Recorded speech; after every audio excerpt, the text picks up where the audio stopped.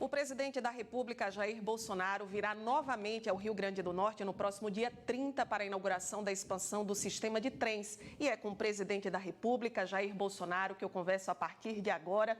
Seja bem-vindo, presidente, virtualmente aos estúdios da TV Ponta Negra.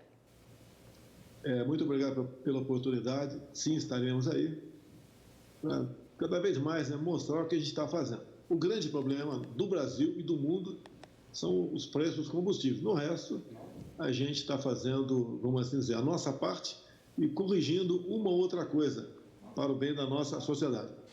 Começando por essa pauta dos combustíveis, o senhor sancionou o projeto que prevê o ICMS unificado para os combustíveis, mas agora os governadores estudam, inclusive, alegar a inconstitucionalidade da matéria. O governo federal pretende tomar outras medidas para conter os preços?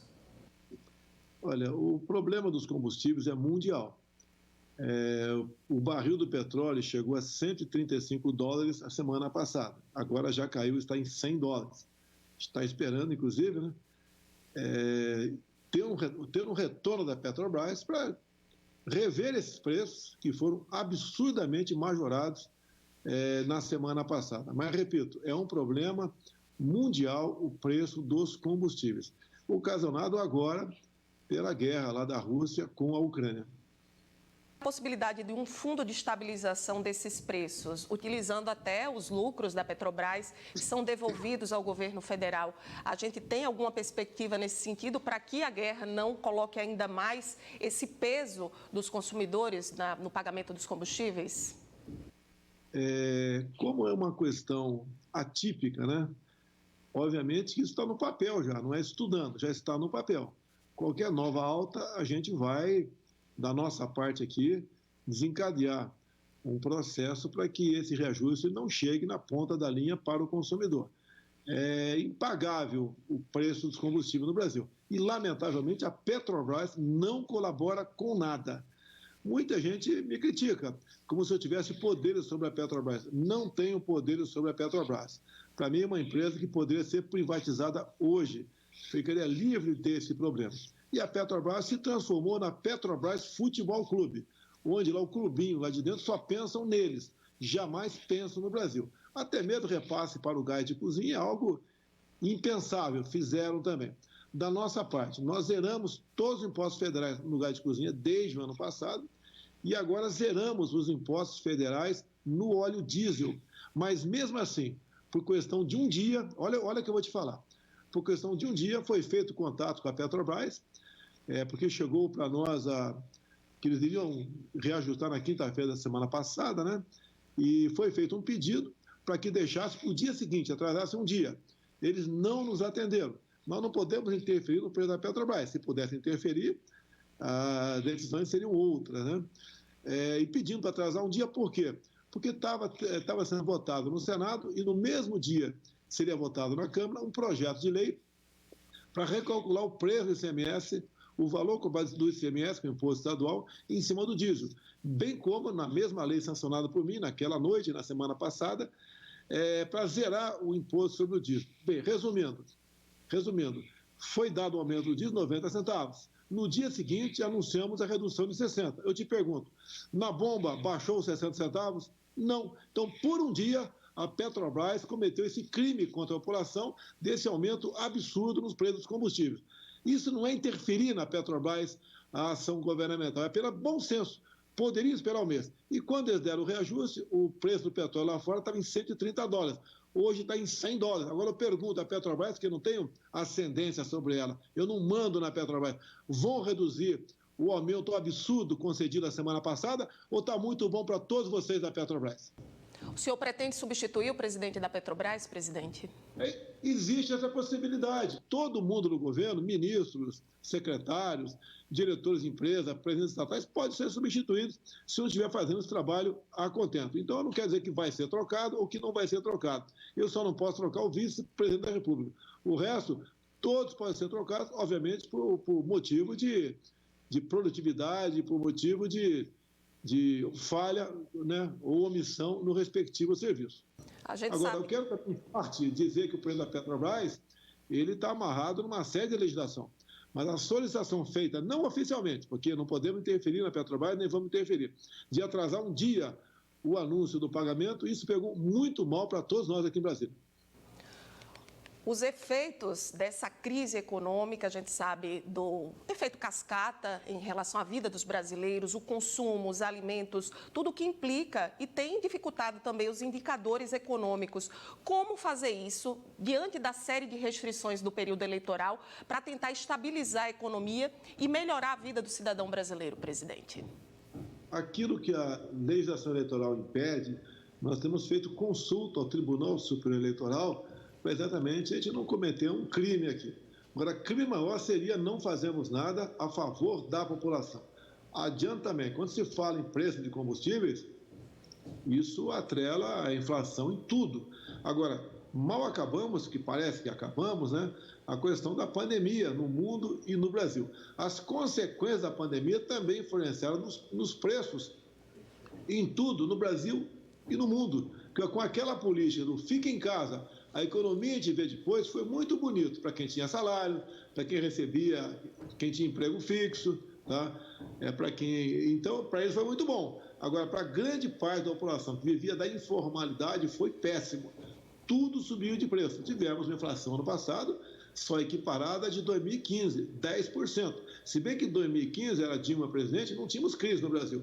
Foi incompetência por parte dela, à frente da presidente da República. E esse 10% agora, em consequência da política do fica em casa. Ou seja, alguns achavam que ficando em casa o vírus ia embora. Isso nós sabíamos que não ia acontecer. Tanto é que eu sempre disse, vamos combater o vírus, que o governo nosso fez muito bem esse trabalho, enviando recursos para estados e municípios, e da nossa parte vamos evitar que aumente o desemprego no Brasil.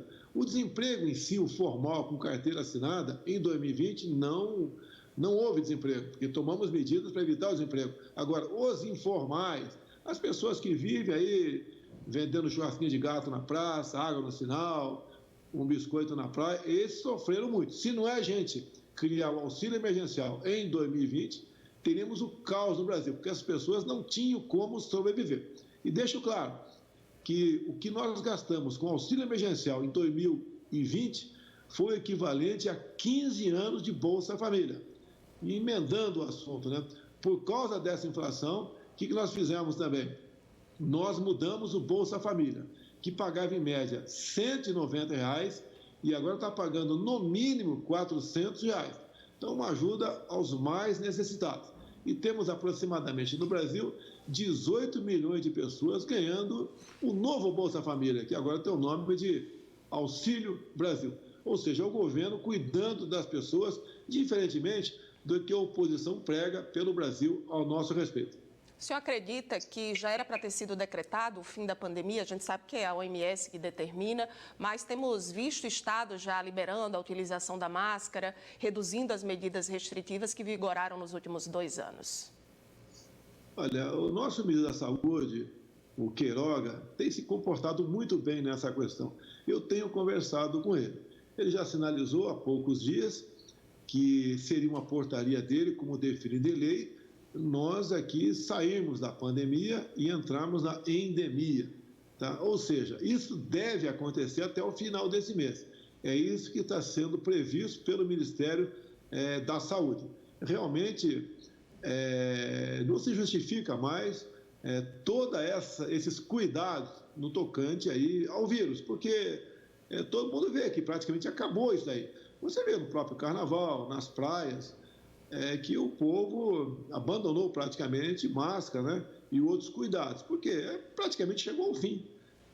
Um programa de vacinação muito bem feito pelo ministro Queiroga e também pelo ministro Pazuello, que o antecedeu. O Pazuello começou as tratativas, as compras de vacinas lá atrás. O Brasil começou a vacinar logo no início de 2020. Um dos primeiros países a começar a vacinar em grande quantidade foi o Brasil. A vacina atingiu a todos os voluntários do Brasil e nós acreditamos que a questão do vírus, né, Covid, está controlada. Ou seja, grande parte da população imunizada com recursos do governo federal. Deixe bem claro que nenhum governador pagou ou comprou uma vacina sequer no Brasil. e bem como com os meios que nós fornecemos à população. Também, né, temos aí o que se chama de imunidade de rebanho. Muita gente se contaminou e já está imunizada também. Ou seja, devemos, se Deus quiser, a partir do início do mês que vem, uma decisão do Ministério da Saúde de colocar um fim na pandemia, via portaria, nós voltarmos à normalidade no Brasil. O senhor esteve no Rio Grande do Norte no mês de fevereiro para inaugurar a transposição do Rio São Francisco e gerou uma série de comparações, presidente, com governos anteriores do Partido dos Trabalhadores. A governadora Fátima Bezerra, que é do PT, fez anúncios nos jornais mostrando os investimentos de cada gestão. Qual o papel do senhor como presidente da República para entregar essa obra nessa gestão agora e a agenda prevista no retorno aqui ao Estado, que já é a sua quarta visita? Olha, eu assumi o Brasil em janeiro de 2019 com milhares de obras inacabadas. Que as obras, quando se iniciam, né, a grande fase da propina. A propina se faz presente no início das obras, geralmente é assim. A transposição São Francisco não foi diferente. Era para acabar em 2010, passou para 2012, passou para 2014 e não se concluiu. Quando se fala, ao concluir tal ramal, 80%, 90%, é verdade, ele concluiu há um tempão atrás. As intempéries da natureza, né, por essas obras terem sido abandonadas, elas foram simplesmente danificadas. Muitas partes da transposição São Francisco teve que ser refeita completamente. E o nosso governo refez isso aí. Estava tudo arrebentado. A dilatação provocada pelo calor dessas obras, sem água, porque a obra não foi concluída, deteriorou tudo. Então, conseguimos, com o Rogério Marinho, em especial, darmos um avanço, né?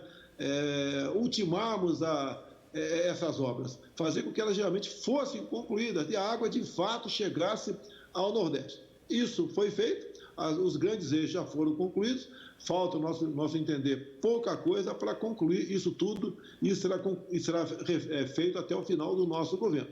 E a satisfação é muito grande quando a gente vê a população recebendo água. Você pode ver, por exemplo, a própria barragem do Apodi, Oiticica, ela começou em 1952, eu nem era nascido ainda, e concluiu agora. Faltava, obviamente, você tirar poucas famílias, né, da região onde o lago ganharia corpo e inundaria essa residência. Parece, pelo que tudo indica agora, temos o sinal verde da Justiça e a barragem pode ser fechada e garantir, então, água para dezenas de cidades aí da região. Ou seja, agora um fato muito importante, eu acho que vale a pena aqui, o mais importante de todos, para o pessoal tomar ciência do que é um governo que não tinha compromisso com a população, com o que tem.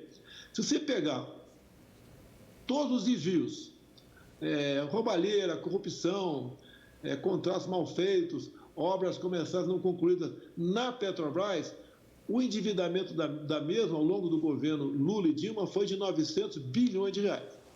No tocante ao BNDES, a mesma coisa, 500 bilhões de reais. Isso tudo dá 1 trilhão e 400 bilhões de reais. Isso dá para fazer 100 transposições do Rio São Francisco. Então é uma coisa fantástica, ou seja, só os malfeitos do governo do PT, Lula e Dilma, na Petrobras e no BNDES, daria para fazer 100 transposições do Rio São Francisco. Então, você pode ver a grandiosidade que é o Brasil, você pode sentir quanto se roubou a nação ao longo deste governo. E, obviamente, eles agora divulgam mentiras, né, chamada fake news, dizendo que fizeram lá atrás, nós apenas concluímos. Era para ter sido concluída essa obra, depois de vários adiamentos, em 2014. Esperou chegar o nosso governo, 8 anos depois, para concluir isso aí. Ou seja, nós temos a satisfação do dever cumprido e muito orgulho e nos traz muita alegria ver aí a água chegando em nosso Nordeste, no caso aí no Rio Grande do Norte. E esse embate político, presidente, o senhor traz questões comparando com o governo do Partido dos Trabalhadores e estamos acompanhando as pesquisas eleitorais, colocando o ex-presidente Lula à frente nessa disputa eleitoral. Esses assuntos virão à tona, o senhor acredita que vão transformar o momento eleitoral no Brasil? Vai sim, inclusive nas questões de família, né? Chama as causas, as pautas conservadoras. Eu pergunto ao povo do Rio Grande do Norte aí, vocês querem que o kit gay volte para as escolas? Você quer que seu filho, sua filha de 5, 6 anos de idade aprenda aquilo que vocês não querem que ele aprenda no tocante a sexo, de forma bastante precoce? Eu perguntaria, tinha várias coisas a perguntar, lógico, aí havendo debate, né? Muita coisa a perguntar. Vocês mesmo da mídia, o Lula tem dito constantemente que vai censurar as mídias sociais e a imprensa tradicional. Ele o tempo todo fala isso, que precisa de um certo controle às mídias sociais. Você pode ver, ele quer voltar, por exemplo, a fornecer recursos a ditaduras ao longo do mundo. Você quer que dinheiro teu volte para Cuba para financiar portos, vá para a Venezuela para financiar hidrelétrica ou fazer metrô, para fazer aeroportos em Angola? Você quer isso para o Brasil? Eu acho que nós não queremos isso aí. O governo do PT também ele quer a liberação do aborto no Brasil. Ou seja, eles lutam o tempo todo dentro do Congresso e dentro do Supremo Tribunal Federal para que o aborto seja legalizado. Você quer que volte a política desarmamentista no Brasil? Desarmar o cidadão de bem e deixar a bandidagem muito bem armada? A questão da propriedade privada. O PT não tem qualquer responsabilidade com a propriedade privada. Eles detestam a propriedade privada. Você quer que sua casa, seu apartamento, sua chácara, sua fazenda passe a ser a propriedade da União e não sua? Tá? Vocês lembram de atrás o que era o projeto de lei complementar 122 do PT, que nós conseguimos com muito sacrifício derrubar no Senado? Ele dizia de SPLC 122, que passou na Câmara dos Deputados, que o padre ou pastor que, porventura, se negasse a fazer um casamento entre 2 mulheres ou 2 homens, tinha que ser preso com até 3 anos de cadeia. Você lembra do PNDH3 no governo Lula e também no início do governo Lula? O que era esse PNDH3? Era um manual que estava sendo seguido à risca pelo Ministério dos Direitos Humanos. A ministra era outra, não era a Damares, tá? E o que visava isso aí? Entre outras coisas, o mais importante, pregava nas escolas a desconstrução da heteronormatividade. É isso que nós queremos para os nossos filhos, para a nossa família? Tá? Lembra do programa Mais Médicos, do PT? Que não foi feito nenhuma provinha para 12 mil cubanos chegarem aqui para atender você, pobre, na ponta da linha, como se aquelas pessoas fossem realmente levar a saúde para você. Você não sabia quem era médico, quem era agente cubano. Quando eu assumi, isso deixou de existir no Brasil. Eles mesmos foram embora por livre e espontânea vontade. E ficaram aqui aproximadamente 3 mil que resolveram pedir asilo no Brasil. Esse era o PT. Você que está, eu sei que está um pouquinho longe, né? Mais para a esquerda aí. Se você for aí para Roraima, né? Mais para o norte, mais para o oeste, você vê o que está acontecendo com a Venezuela. O pessoal fugindo da Venezuela, fugindo da fome e da violência. Estamos acolhendo no Brasil. Esse regime venezuelano é apoiado pelo Lula. Ele sempre defendeu o Chávez lá atrás, sempre defendeu o Maduro. Tá? Nós não queremos a volta do MST. Você pegar o homem do campo, né, perguntar se ele está satisfeito conosco pelo tratamento que nós dispensamos aos integrantes do MST, eles estão satisfeitos. Entre outras coisas, quem financiava o MST era dinheiro do governo federal através de ONGs. E isso deixou de existir. O que nós estamos fazendo bastante também, como, por exemplo, no próprio Rio Grande do Norte, foram 6 mil títulos definitivos e provisórios entregues ao pessoal da reforma agrária. Nós estamos titularizando o homem do campo. Nós estamos dando título de propriedade dessas pessoas. Isso tirou a força do MST. Quando uma pessoa tem a sua terra titularizada, ela, além de dobrar de valor, ela passa a ser uma cidadã de verdade. Se você quiser pegar empréstimo no banco, ela pega. Se você quiser vender a sua terra, ela vende. Ela sabe o que ela produzir ali, né, de benfeitoria vai ficar para os seus filhos e para os netos. Então, isso é apenas um breve retrato do que era o Brasil e do que é depois que nós assumimos. Coisas fantásticas. Você pode ver, hoje em dia, tem muita gente que usa o Pix. Mais de 100 milhões de pessoas usam o Pix. Por mês, são mais de 1 bilhão e 300 milhões de movimentações via Pix. Segundo o próprio Banco Central, a economia por parte de quem usa o Pix está em torno de 20 bilhões por ano, ou seja, mais dinheiro no bolso do cliente e não no bolso de banqueiros. O que nós fizemos? E entrou em vigor agora dia 7 de março. Temos aproximadamente 2 milhões de jovens no Brasil que fizeram a faculdade usando ali o FIES e estavam desempregados. Estavam com dívida, em média, na casa dos 60 mil reais. Não tinham como pagar essa dívida. Nós anistiamos 92% dessa dívida e o restante eles podem parcelar. Isso é trabalho para a gente poder reinserir na sociedade 2 milhões de jovens, a grande maioria formado, com curso superior, mas não tinha como trabalhar, não tinha como fazer seu próprio negócio, porque estava preso a bancos com dívidas impagáveis. Quando nós, por exemplo, renovamos a isenção do IPI para taxistas e pessoas com deficientes, nós incluímos também as pessoas surdas, com problemas auditivos. Nós acabamos de diminuir agora em 25% o IPI de todos os veículos, inclusive motocicletas, tá? Bem como produtos da linha branca, é a geladeira, a máquina de lavar roupa, é o micro-ondas. Reduzimos em 25%. Nunca se ouviu falar no Brasil redução de impostos. Isso ajuda o empresário, que vai, ao pagar menos imposto, vai investir mais na tua empresa, e ajuda o consumidor na ponta da linha, que vai pagar mais barato o seu carro, sua motocicleta, sua máquina de lavar roupa, seu fogão. Então, esse é apenas um pequeno retrato do nosso governo que vai se fazer presente em qualquer debate. Agora, por outro lado, o que vai ter que apresentar para nós? Mentira ou corrupção desenfreada, como eu te disse, só em mal feito em duas instituições, Petrobras e BNDES, 1 trilhão e 400 bilhões de reais.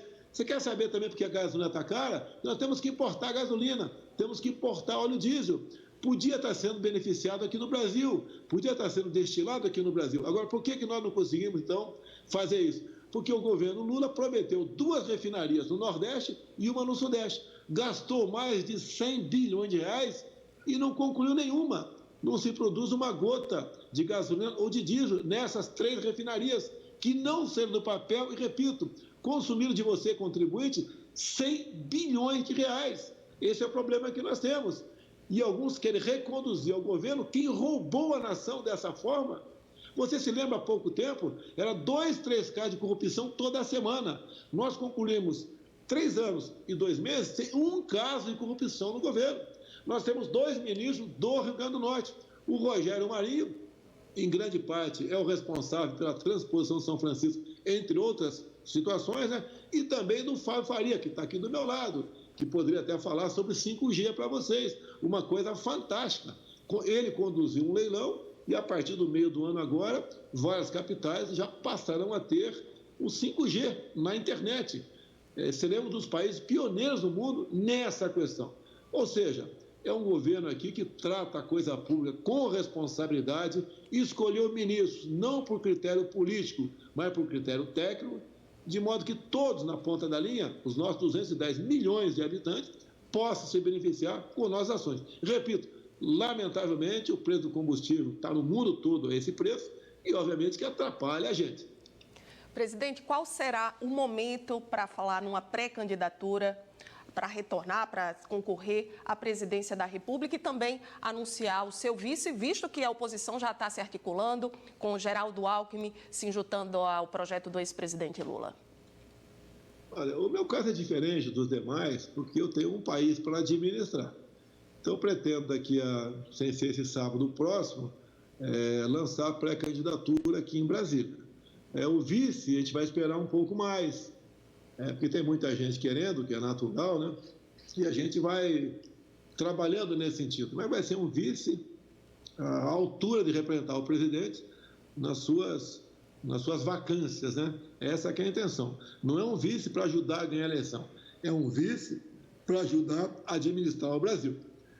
Então, brevemente, agora, no dia 31, está previsto sair 7 ou 8 ministros devem sair para disputar aí Senado ou governo federal, né?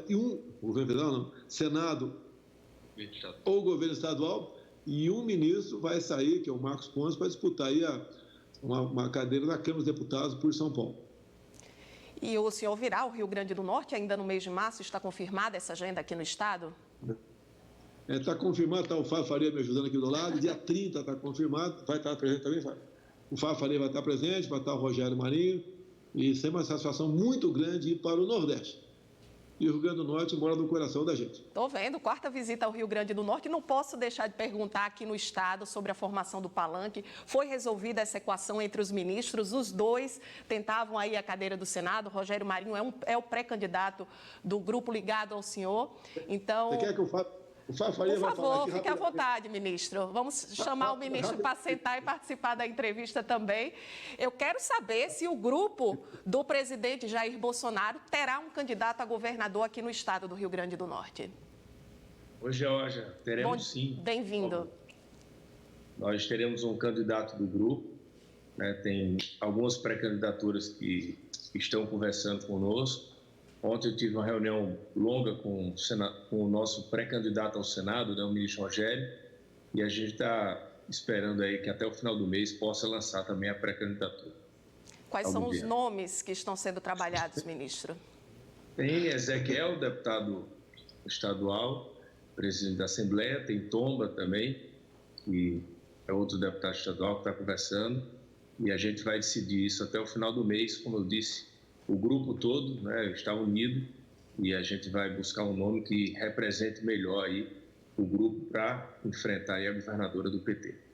Presidente, agradecer a sua participação aqui virtual, o ministro Fábio Faria, deixar os microfones da TV Ponta Negra abertos. Hoje que completamos 35 anos, afiliada do SBT aqui no Rio Grande do Norte, prestando esse serviço à população potiguar. É uma satisfação falar com vocês nesse dia tão especial, 35 anos. Na próxima segunda-feira eu estou entrando no grupo dos 67 anos. O Fábio é um garoto perto de vir aqui. Dizer que eu agradeço a Deus pela minha vida e pela oportunidade de estar à frente do Executivo Federal. O que mais nós queremos é lá na frente entregar para quem vier me ceder um Brasil bem melhor do que eu peguei. Agora, o pessoal não pode esquecer. Eu estou 3 anos à frente do governo, pegamos 2 anos de pandemia e agora uma guerra do outro lado do mundo. Isso atrapalha muito a gente, atrapalha o mundo todo. Mas estamos vencendo isso com políticas sérias e pessoas competentes ao nosso lado. Muito obrigado a todos. Um abraço, meu Rio Grande do Norte. Valeu. Parabéns, TV Ponta Negra, 35 anos. Abraço a todos aí. Obrigada pela entrevista.